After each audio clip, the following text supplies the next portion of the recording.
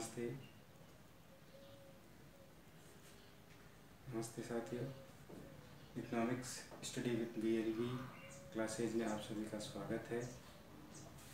आज हम आपके लिए लेके आए हैं बहुत ही अच्छा एक कंसेप्ट जो BA सेकेंड ईयर में पेपर फर्स्ट के रूप में क्वेश्चंस आते हैं इसमें, तथा अन्य प्रतियोगी परीक्षाओं में भी इससे संबंधित प्रश्न पूछे जाते हैं।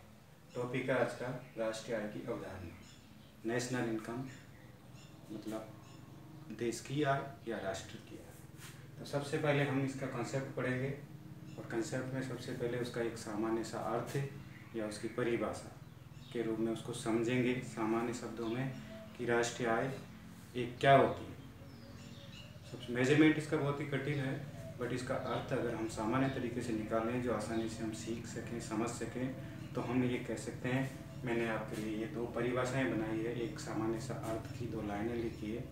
इससे ज़्यादातर जो चीज़ें हैं इसका कॉन्सेप्ट से संबंधित वो आपको समझ में आ जाएगी। सामान्यतः एक देश की एक वर्ष में उत्पादित समस्त अंतिम वस्तुओं व सेवाओं के बाजार मूल्य के योग को राष्ट्रीय आय कहते हैं। एक सामान्यता राष्ट्रीय आय की एक अर्थ है या इसकी परिभाषा कह सकते हैं।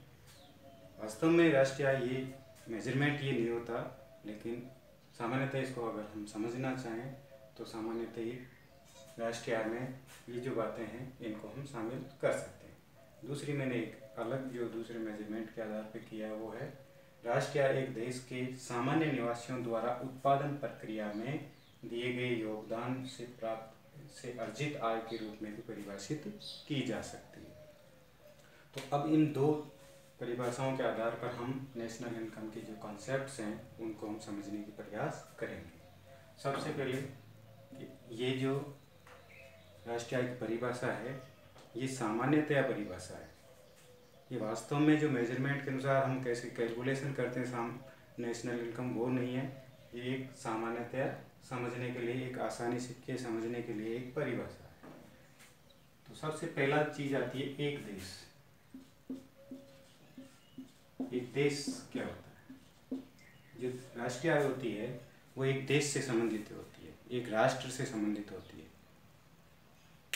एक देश क्या होता है तो हम जानते हैं कि एक देश वो क्षेत्र कहलाता है जो भौगोलिक या राजनीतिक सीमाओं से घिरा हुआ प्रदेश को हम एक देश कहते हैं। तो देश के बारे में सामान्यतः सब जानते हैं कि जो राष्ट्रीय आय होती है वो एक देश की होती है, एक देश से संबंधित होती है। किसी राज्य की, किसी गांव की, किसी देश की नहीं होती, किसी जिले की नहीं होती, ये एक राष्ट्र की होती है। इसीलिए इसका नाम राष्ट्रीय आय कहलाता है। दूसरी बात है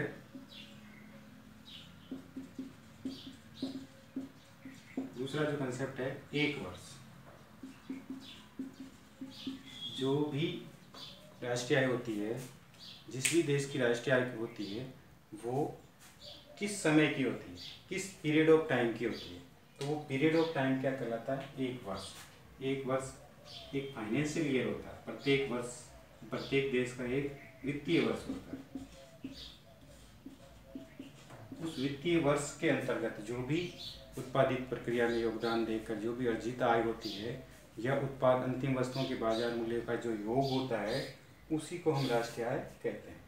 तो भारत में जैसे एक वित्तीय वर्ष है 1 अप्रैल टू 31 मार्च,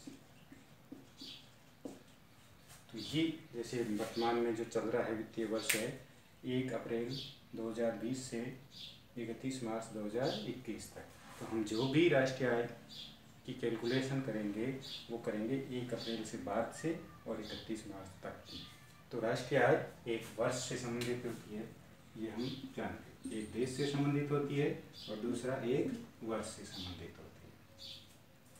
तीसरी बात उत्पादित। राष्ट्रीय आय में जो भी वस्तुएं के बाजार मूल्य को जोड़ा जाता है वो उत्पादित वस्तुएं होती है जिनका उत्पादन हो चुका। मतलब वो कौन सी वस्तुएं होती है? अंतिम वस्तुएं जिनका उत्पादन हो चुका और वो केवल उपभोग के लिए बाजार में बिकने के लिए आ गई है या उत्पादन में काम में लेने के लिए वहाँ पहुँच चुकी है। तो इनका अब दोबारा से कोई भी रिप्रोडक्शन नहीं हो सकता। तो उन्हीं को हम कहते हैं उत्पादित वस्तुएं या अंतिम वस्तुएं। ये ध्यान रखना चाहिए कि राष्ट्रीय आय में मध्यवर्ती वस्तुएं या कच्चे माल को इसको शामिल नहीं करते, केवल अंतिम वस्तुओं के मूल्य को ही इसमें शामिल किया जाता है। तो क्लियर है तीसरी बात।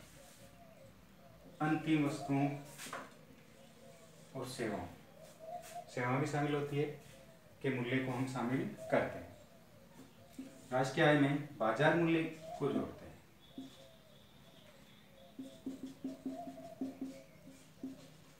जो भी वस्तुएं उत्पादित होकर बाजार में बिकने के लिए जाती है वो उसका बाजार मूल्य होता है। तो एक वर्ष में जितनी भी वस्तुएं उत्पादित होकर अंतिम रूप से बाजार में बिकने के लिए चली गई, उनके बाजार में जो मूल्य हुआ उस मूल्य को जोड़कर हम राष्ट्रीय आय की गणना करते हैं। पांचवी बात, ये जो राष्ट्रीय आय होती है वो एक देश के सामान्य निवासियों की आय होती है।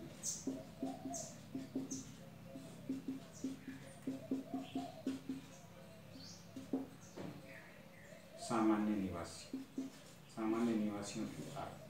सामान्य निवासी क्या कहलाता है? नॉर्मल रेजिडेंट, जो व्यक्ति किसी देश में सामान्यतः निवास करता है, एक वर्ष से ज़्यादा तक वो रहता है।